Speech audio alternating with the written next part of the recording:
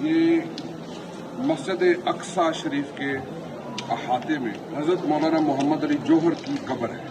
ये देखें लिखा हुआ है कि मुजाहिद अज़ीम मौलाना मोहम्मद अली अल हिंदी।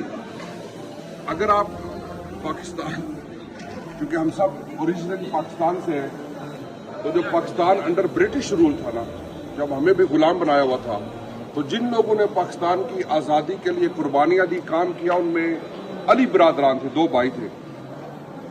तो ये मौलाना मोहम्मद अली जौहर जब फौत होने लगे तो उस वक्त अभी पाकिस्तान नहीं बना था, आज़ाद नहीं हुआ था। उन्होंने वसीयत की कि मैं गुलाम लैंड में दफन नहीं होना चाहता, मैं गुलामी के साथ ना मरना चाहता हूँ, ना उस जमीन में दफन होना चाहता हूँ जहाँ पर गुलामी है।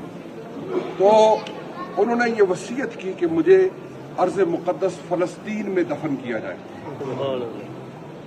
क्योंकि वो एक बहुत बड़ी शख्सियत है। तो ये he is one of them कि जिनके लिए स्पेशल परमिशन हुई, वगरना इस अहाते में एक तो तदफीन मुमकिन नहीं है, फिर फॉरनर की तदफीन मुमकिन नहीं है।